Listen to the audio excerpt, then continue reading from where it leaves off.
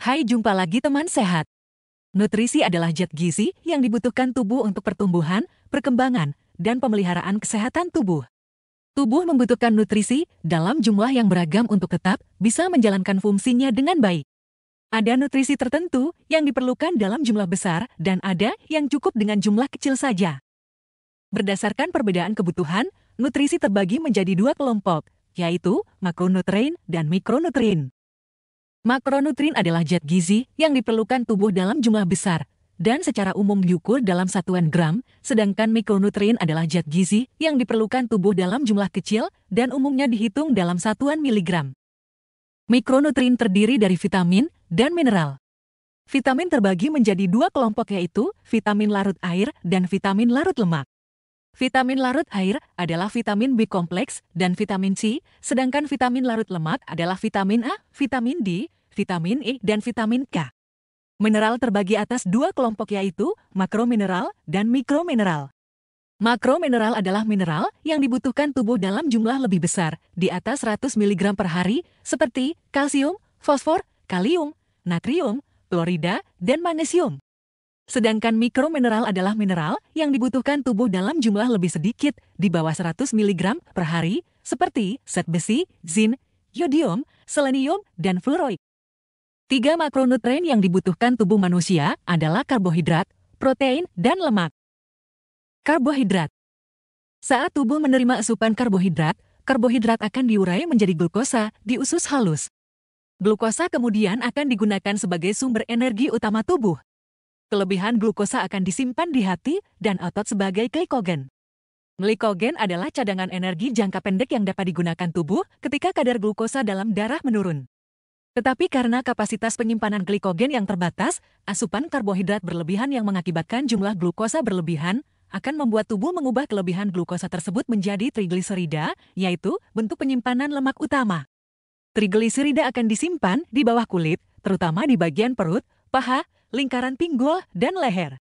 Trigliserida yang berlebihan akan membuat penampilan seseorang menjadi kurang menarik dan akan memicu gangguan kesehatan seperti obesitas, penyakit jantung dan pembuluh darah, penyakit hati, diabetes tipe 2, dan tekanan darah tinggi.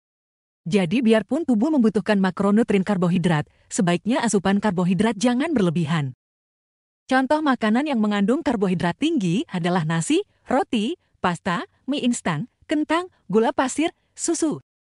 Penting untuk membatasi karbohidrat tinggi dan memilih makanan yang kaya akan karbohidrat kompleks yang tidak menyebabkan lonjakan kadar glukosa dalam darah seperti nasi merah, roti gandum, oatmeal, ubi jalar, kacang-kacangan, dan sayuran. Kebutuhan karbohidrat untuk orang dewasa adalah 225 sampai dengan 325 gram per hari. Protein. Saat tubuh menerima asupan protein, tubuh akan mengurai protein menjadi asam amino.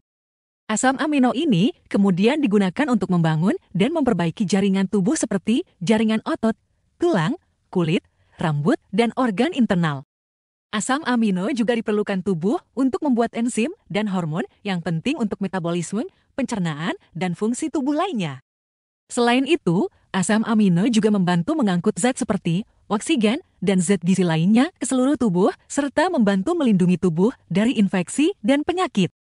Kelebihan asam amino dapat menyebabkan beberapa efek negatif pada tubuh seperti diare, konstipasi atau sembelit, dehidrasi, kelelahan, dan depresi.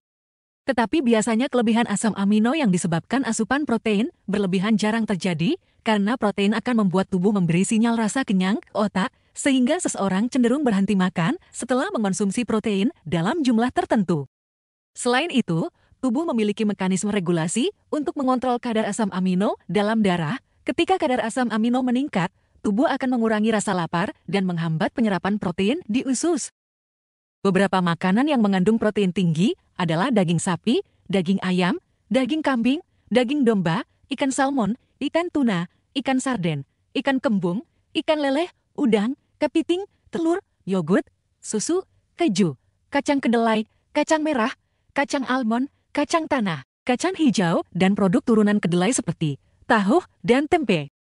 Kebutuhan protein untuk orang dewasa adalah sekitar 1 gram per kilogram berat badan, untuk olahragawan dan binaragawan disarankan sekitar 2 hingga 2,5 gram per kilogram berat badan. Lemak. Saat tubuh menerima asupan lemak, tubuh akan mengurai lemak menjadi asam lemak dan glycerol.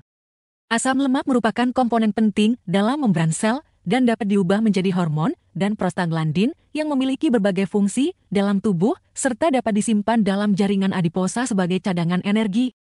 Glycerol merupakan komponen penting dari beberapa jenis lipid dan dapat diubah menjadi glukosa untuk menghasilkan energi dan membantu mengatur kadar gula darah dalam darah. Lemak juga berperan dalam menyerap vitamin yang larut dalam lemak, melindungi organ tubuh, dan menjaga suhu tubuh. Kelebihan asam lemak dan gliserol dalam darah dapat menyebabkan berbagai masalah kesehatan seperti penyakit jantung, penyakit perlemakan hati, diabetes tipe 2, obesitas, dehidrasi, dan diare.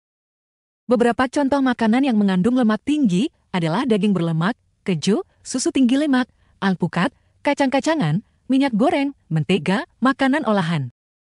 Asupan lemak jenuh dan lemak trans sebaiknya dihindari dan pilihlah lemak tak jenuh tunggal atau lemak tak jenuh ganda yang menyehatkan jantung seperti minyak zaitun, alpukat, minyak canola, dan daging ikan berlemak. Kebutuhan lemak untuk orang dewasa adalah sekitar 44 hingga 78 gram per hari. Demikianlah penjelasan tentang 3 makronutrien yang memiliki peran penting untuk tubuh. Semoga informasi ini bisa bermanfaat. Terima kasih telah menyaksikan video ini. Sampai jumpa lagi di video berikutnya.